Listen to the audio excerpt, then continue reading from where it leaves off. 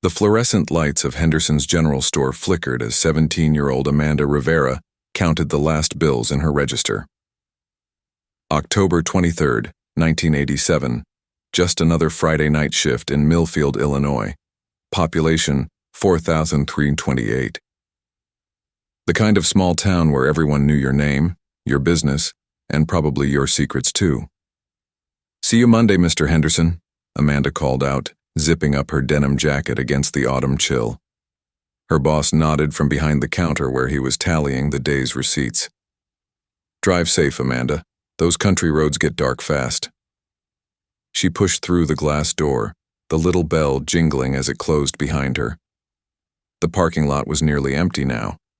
Just her blue Chevy Cavalier and Mr. Henderson's pickup truck. Amanda tossed her backpack onto the passenger seat, slid behind the wheel, and turned the key. The radio came to life. Whitney Houston's "I Wanna Dance with Somebody" filling the car as she pulled onto Main Street. It was the last time anyone would see Amanda Rivera alive. "FBI, open the door." The pounding on the front door of the modest suburban home in Springfield, Illinois, echoed through the quiet neighborhood. Neighbors peered through curtains as federal agents and local police swarmed the property. Inside, a 72-year-old man slowly rose from his recliner, his morning coffee still steaming on the side table. Special Agent Marissa Cortez nodded to her team as they secured the suspect. "Thomas Whitaker, you're under arrest for the kidnapping and murder of Amanda Rivera." The elderly man's face remained expressionless as the cuffs clicked around his wrists. After 38 years of freedom, the monster who had stolen Amanda's life was finally facing justice. For nearly 4 decades, the disappearance of Amanda Rivera haunted the community of Millfield like a persistent ghost. Her abandoned car found on Route 18 with the keys still in the ignition, her purse untouched on the passenger seat. No signs of struggle, no witnesses, no body. Just a 17-year-old girl who vanished into thin air on an ordinary Friday night. Detective Ray Sullivan was just 29 years old when he caught the case, his first major investigation. He couldn't have known then that Amanda's file would follow him through his entire career, becoming an obsession that would consume thousands of hours and ultimately define his life's work. "Some cases get under your skin," Sullivan would later tell reporters. "Amanda's wasn't just under my skin, it was in my bones." For Amanda's parents, Maria and Joseph Rivera, time split into 2 distinct periods, before October 23, 1987, and the endless, agonizing after.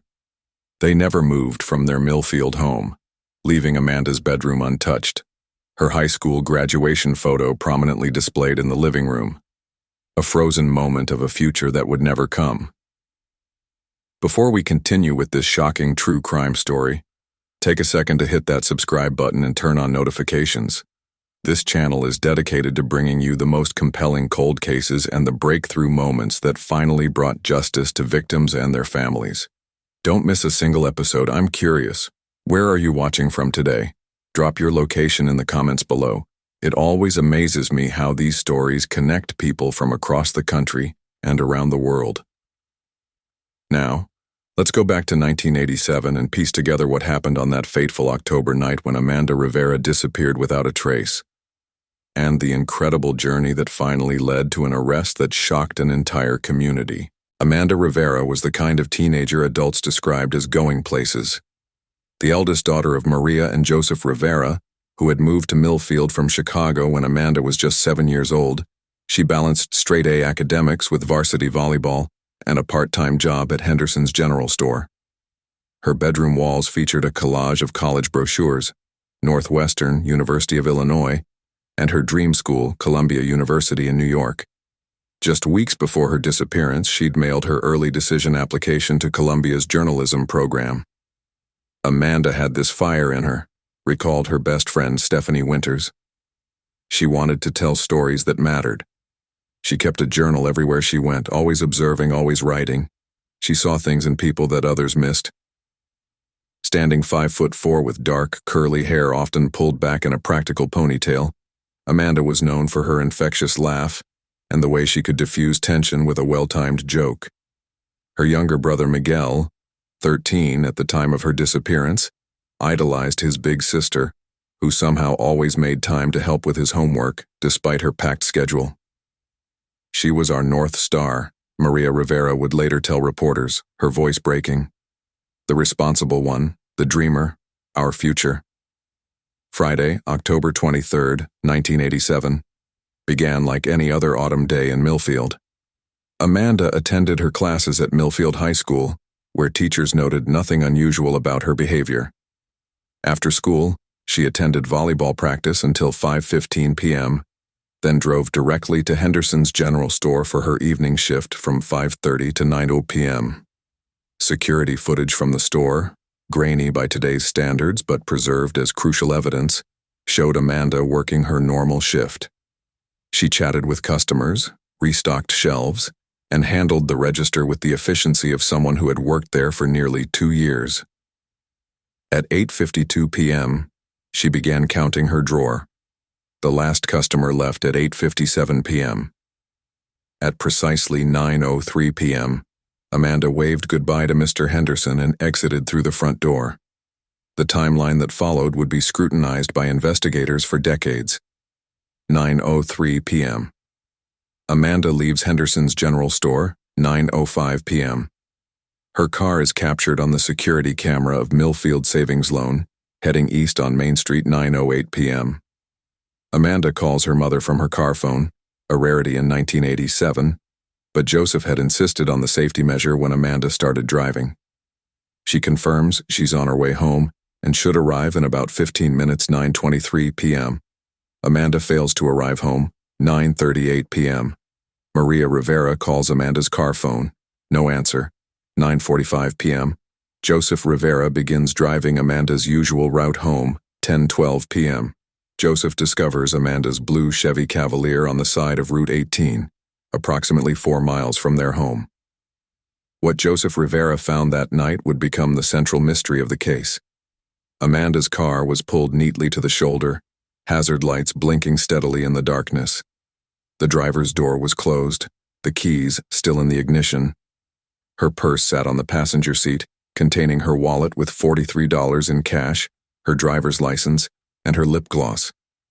Her backpack was on the floor of the passenger side, homework assignments neatly organized inside. The car's gas tank was 3/4 full. There were no signs of a collision or mechanical failure. Most puzzling of all, there were no signs of struggle. No blood, no torn clothing, no evidence of violence. Amanda had simply vanished. Joseph immediately called the police from his car phone. Officer Pete Donovan arrived at the scene at 10:27 p.m., followed quickly by 2 additional patrol cars. By midnight, a search perimeter had been established, with officers combing the surrounding fields and wooded areas with flashlights.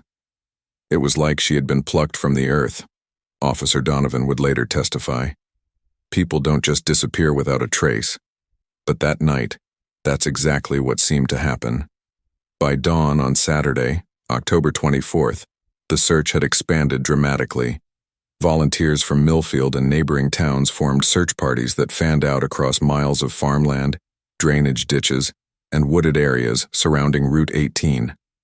Local news stations broadcast Amanda's senior portrait, her confident smile and bright eyes looking out from television screens across central Illinois. The Rivera home became command central for the search efforts.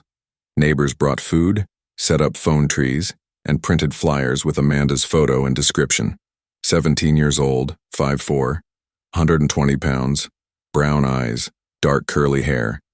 Last seen wearing a denim jacket, white turtleneck, blue jeans, and white Keds sneakers.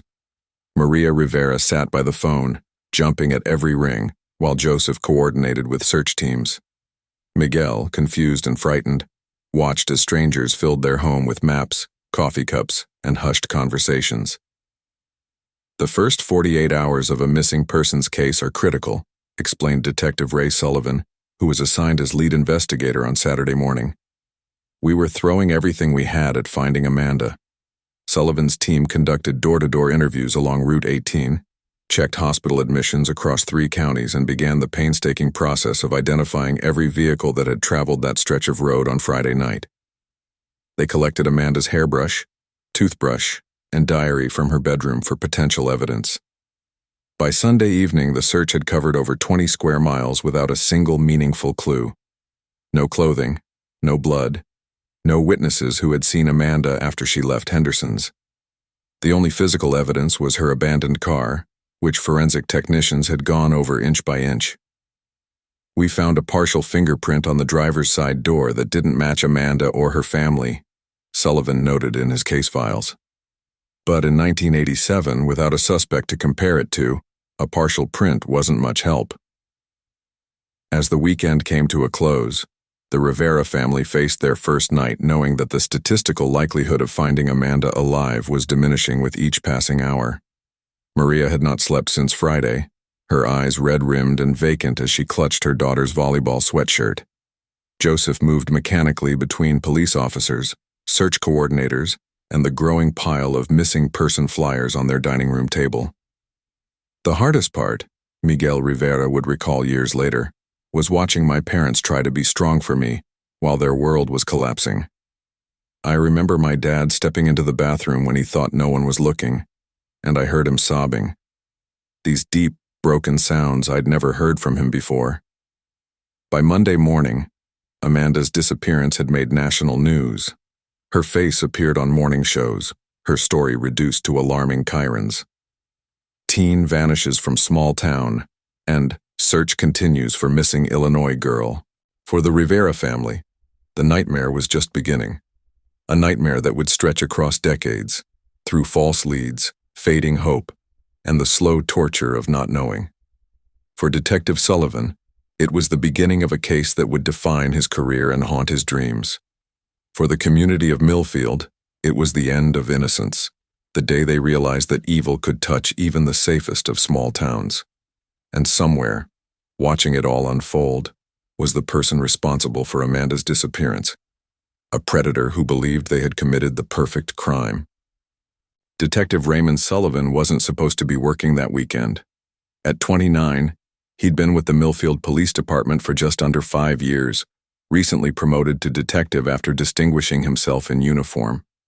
He was planning to take his wife to Chicago to celebrate their anniversary when the call came in about Amanda Rivera.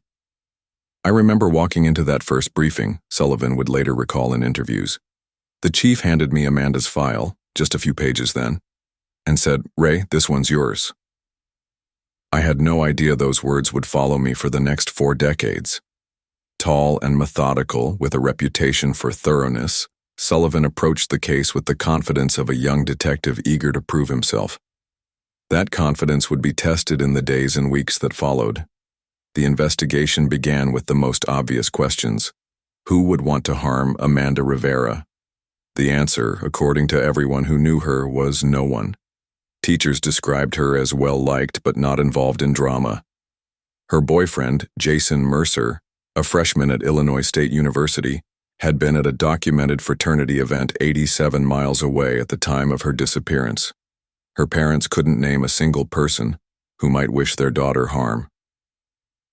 We kept waiting for the typical patterns to emerge, Sullivan explained. The jealous ex, the secret relationship, the hidden troubles. But Amanda's life was remarkably transparent. Good student, loving daughter, reliable employee, no drugs, no secret boyfriend, no enemies. The forensic evidence was equally frustrating. Amanda's car yielded few clues beyond that partial fingerprint. Tire tracks near where her car was found suggested another vehicle had pulled up behind hers, but recent rain had degraded the impressions, making it impossible to identify the make or model.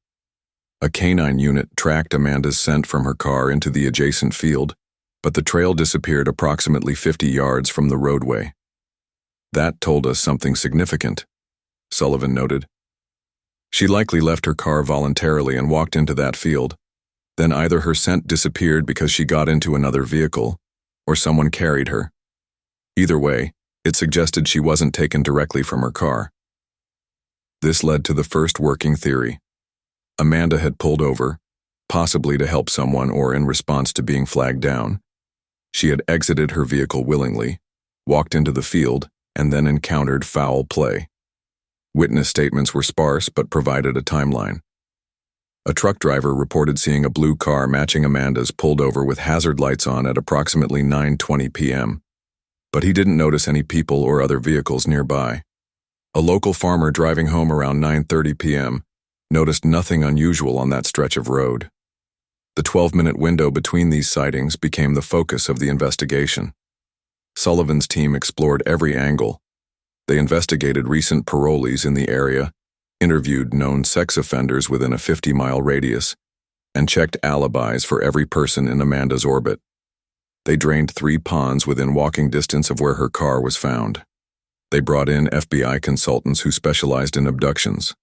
By Thanksgiving, just over a month after Amanda's disappearance, the active leads had dwindled. The case remained open, but the daily briefings became weekly, then monthly. The volunteer search parties disbanded. The media moved on to newer tragedies. That's how cases cool, Sullivan explained. Not because anyone stops caring, but because without new evidence, you hit walls. Every detective knows this feeling, the case that stays on your desk while others come and go. But Sullivan refused to let Amanda's file gather dust. He kept her photo pinned to his office wall. He re-interviewed witnesses on the anniversaries of her disappearance. He maintained regular contact with the Rivera family, who clung to hope even as the statistical reality of finding Amanda alive grew increasingly remote. "I made a promise to Maria Rivera," Sullivan said. "I told her I wouldn't stop until we had answers. It wasn't just professional at that point. It was personal. I'd looked into the eyes of a mother whose child had vanished, and I couldn't walk away from that."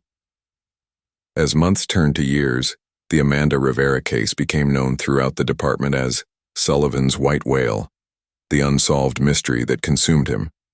New detectives would occasionally review the file, offering fresh perspectives that inevitably led to the same dead ends.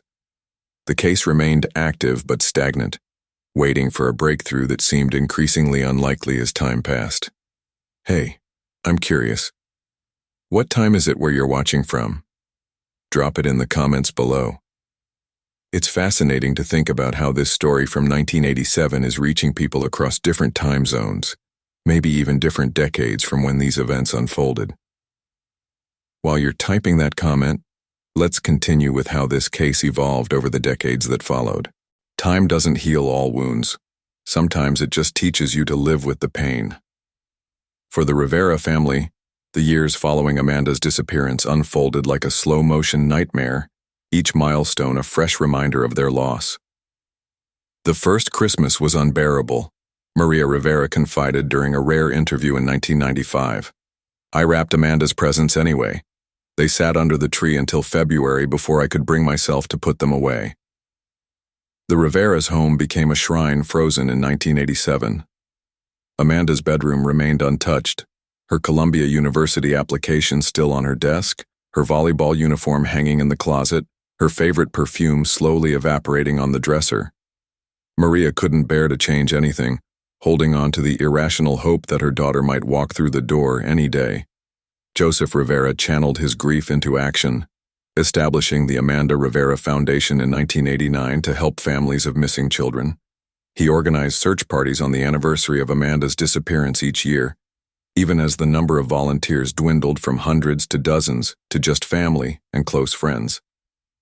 Joe aged 20 years in the first two, recalled Pastor Michael Lawson of Millfield Community Church. His hair went completely gray by 45, but he never stopped searching, never stopped hoping.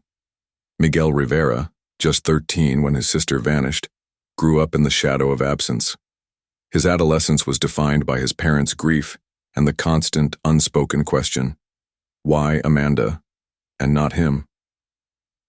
"I developed this guilt," Miguel shared in a 2010 documentary about the case. "I'd catch myself having a good day, laughing with friends, and then remember Amanda was still missing. How could I be happy when she was gone? It took years of therapy to understand that living my life wasn't betraying her memory." Miguel eventually left Millfield, attending college in California, as far from Illinois as he could manage. He built a life, married, had children, but the weight of his sister's unsolved case followed him across the country. "I named my daughter Amanda," he said. "It was my way of keeping her memory alive, of making sure my sister wasn't forgotten. While the Rivera family navigated their new normal, Detective Ray Sullivan fought against the institutional momentum that pushes cold cases into storage. He refused to let Amanda's file be archived, keeping it prominently displayed on his desk through 4 different police chiefs and 3 office relocations. Sullivan was obsessed, but in the best possible way, explained Lieutenant Donna Reeves, who joined the department in 1992. Most detectives have that one case that gets under their skin. For Ray, it was Amanda. Every new forensic technique, every advancement in investigation methods, he'd immediately ask how it could apply to her case. When DNA analysis became more sophisticated in the mid-1990s, Sullivan had evidence from Amanda's car retested. When criminal profiling evolved, he brought in consultants to develop new theories.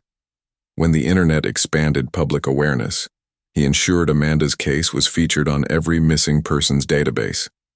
The case resurfaced in public consciousness periodically, on significant anniversaries, when similar cases made headlines, or when the occasional tip came in. Each time, hope would flare briefly before fading again. On the 10th anniversary in 1997, the Chicago Tribune ran a feature story titled, "The Girl Who Vanished, Millfield's Decade-Long Mystery." The article generated dozens of tips, none of which panned out. A segment on unsolved mysteries in 1999 reached millions of viewers but produced similar results. Calls, theories, even psychic visions, but no concrete leads. The hardest part was the false hope, Maria Rivera explained. Every time the phone rang with a potential sighting or a new theory, my heart would race. I'd think, this is it. We've found her. Then the disappointment would crush me all over again. The 20th anniversary in 2007 marked a turning point.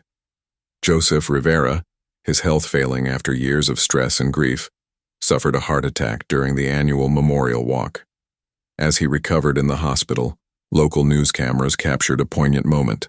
Detective Sullivan, now in his 50s with salt and pepper hair, sitting beside Joseph's bed, the 2 men linked by decades of shared determination. "We're going to find her, Joe," Sullivan was recorded saying. "I'm not retiring until we do." By then, Sullivan had investigated over 1,200 leads related to Amanda's case. He'd interviewed 437 people, some multiple times.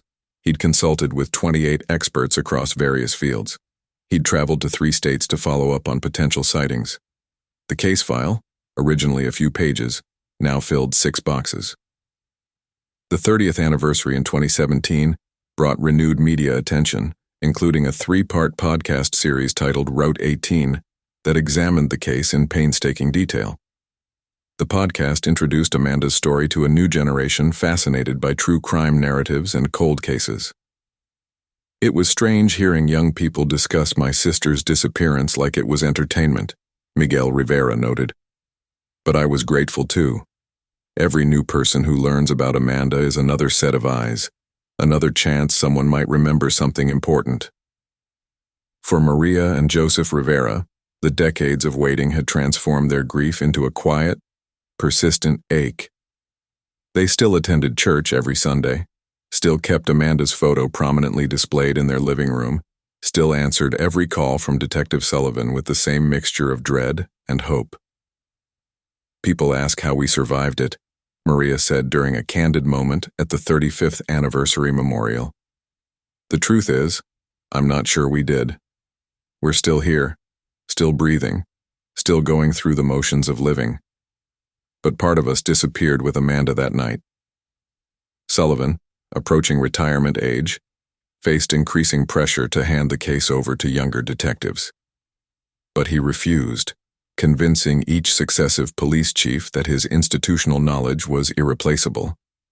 In reality, Amanda's case had become so intertwined with his identity that letting go felt impossible. "Some nights I dream I've solved it," Sullivan confessed to a colleague. "I wake up with this clarity, thinking I know exactly what happened to her. Then the details slip away, and I'm back at square one." As technology advanced and public interest in cold cases grew, Sullivan began to hope that science might accomplish what decades of traditional police work couldn't.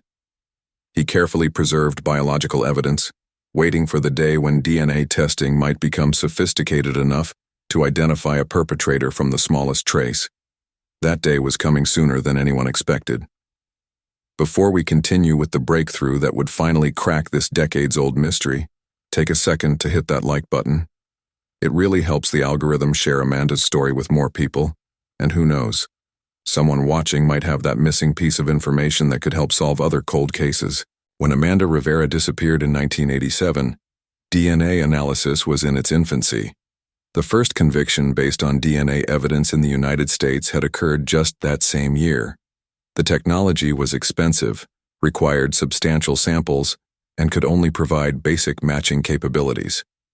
For cases like Amanda's, with minimal physical evidence, DNA testing offered little hope. Back then, we needed a blood sample the size of a quarter to get a usable DNA profile, explained Dr. Eleanor Vance, forensic scientist who consulted on the Rivera case in its later years. Today, we can get a full profile from a few skin cells invisible to the naked eye. The evolution has been nothing short of revolutionary. Throughout the 1990s and early 2000s, Detective Sullivan diligently submitted and resubmitted evidence from Amanda's case as DNA technology improved. The partial fingerprint from her car door, fibers found on the driver's seat. A single hair recovered from the floor mat that didn't match Amanda's DNA. Each advancement in technology offered new possibilities, but without a suspect's DNA for comparison, these isolated samples remained forensic dead ends. The true game changer came in 2018, when investigators in California identified the Golden State Killer using an investigative technique that would transform cold case investigations forever: genetic genealogy. When I heard about the Golden State Killer case, I immediately called the lab, Sullivan recalled. I said, "We need to try this with Amanda's case." They told me to temper my expectations. We had very limited DNA, and it had degraded over 30 years. But I insisted. Genetic genealogy works by comparing crime scene DNA to profiles in public genealogy databases where people have voluntarily uploaded their genetic information to research their family trees. Instead of looking for an exact match to a suspect, investigators search for distant relatives, cousins, second cousins, even third cousins, and then use traditional genealogical research to build family trees that might lead to a potential perpetrator. The technique requires high-quality DNA samples that can be analyzed for hundreds of thousands of genetic markers, far more than traditional forensic DNA testing. For many cold cases, the available DNA is too degraded or too limited for this approach, but Sullivan had an ace up his sleeve, a piece of evidence he had preserved with extraordinary care. When we processed Amanda's car in 1987, we found a small stain on the passenger side floor mat, Sullivan explained. It tested presumptive positive for blood, but it wasn't Amanda's type. Back then, that's as far as we could go with it. I made sure that sample was stored properly, frozen, protected from light and moisture. I had a feeling it might be important someday. That foresight paid off.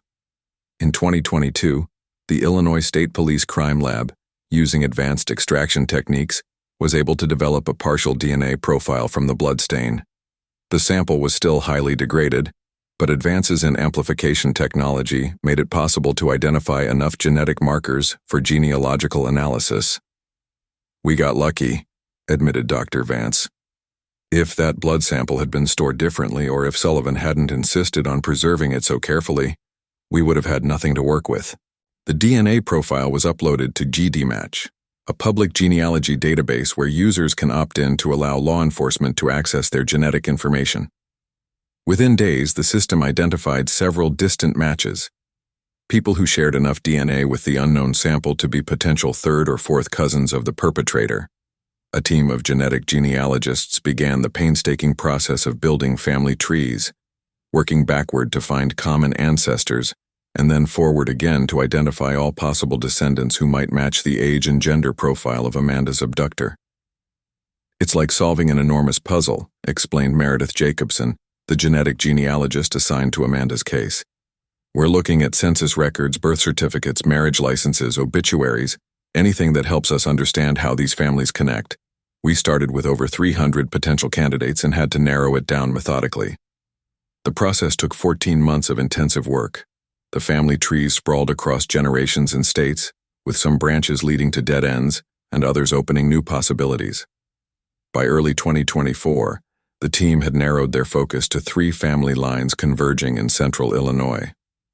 We were looking for a male who would have been in the Millfield area in 1987, who would have had opportunity and means to commit this crime, Jacobson said. When Thomas Whitaker's name emerged, Sullivan recognized it immediately. Thomas Whitaker had been interviewed during the initial investigation in 1987, not as a suspect, but as a witness. He had worked at the gas station 2 miles from where Amanda's car was found and reported seeing nothing unusual the night she disappeared. At the time, there was no reason to suspect him. He had no criminal record, no known connection to Amanda, and a solid alibi provided by his then-wife. I interviewed him myself. Sullivan remembered the frustration evident in his voice even decades later. He was cooperative, unremarkable. Nothing about him raised red flags. He was just one of dozens of people we talked to in those first few weeks. What Sullivan couldn't have known then was that Whitaker's alibi was false.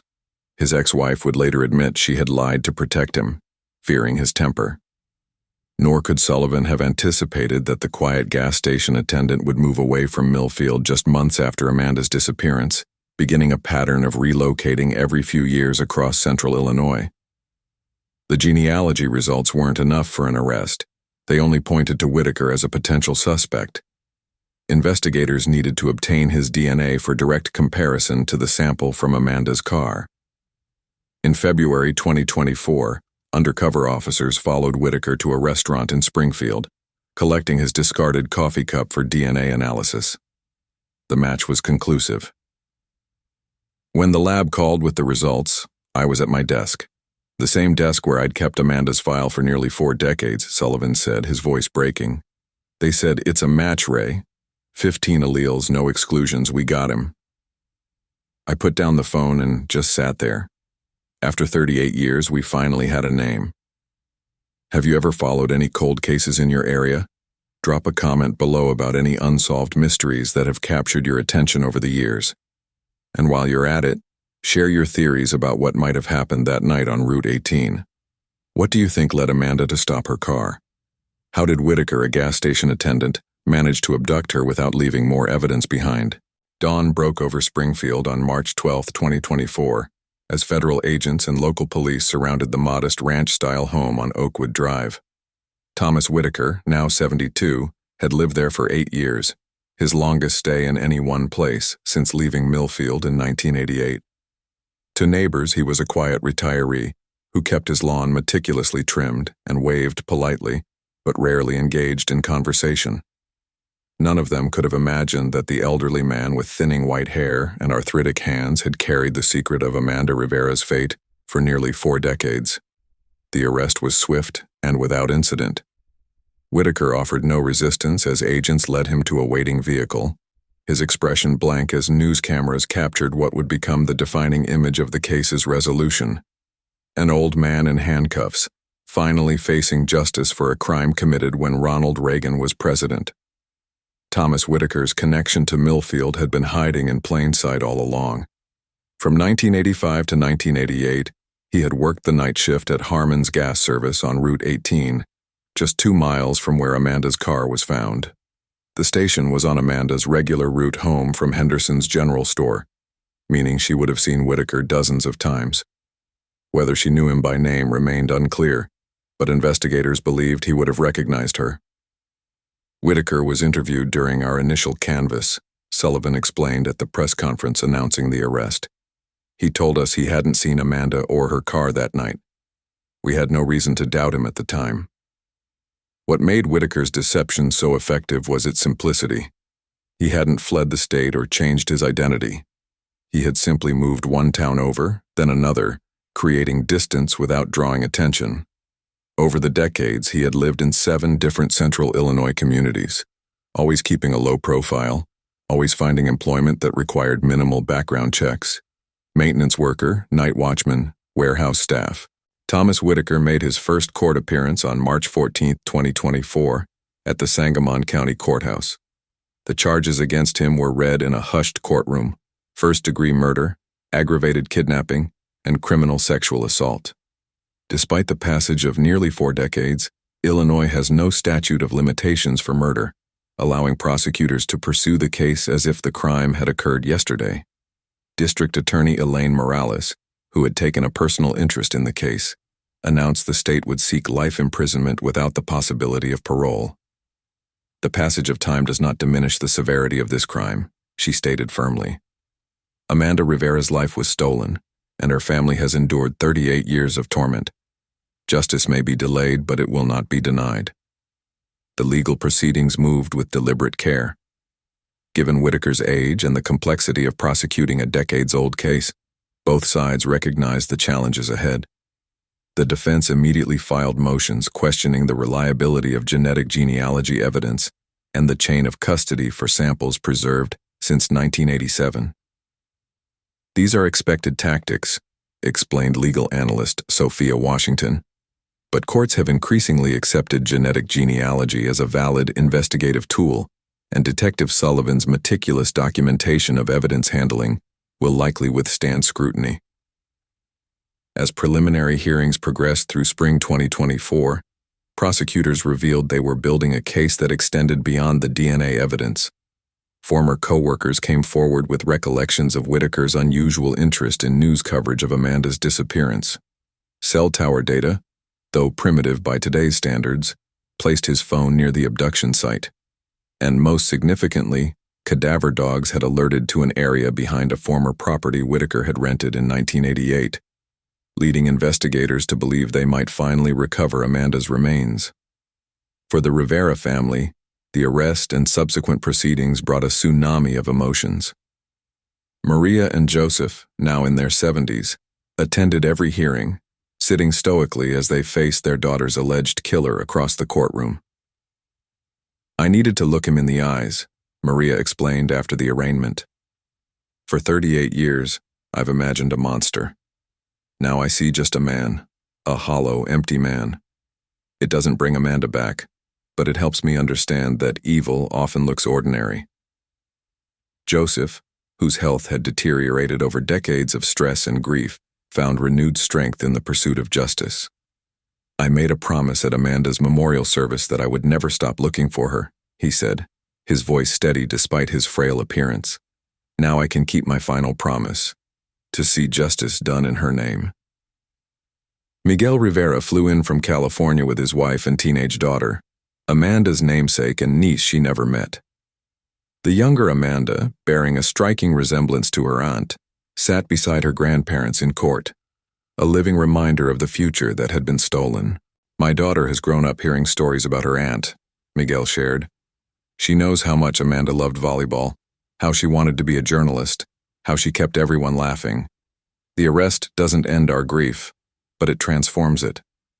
There's a shape to it now, a conclusion approaching."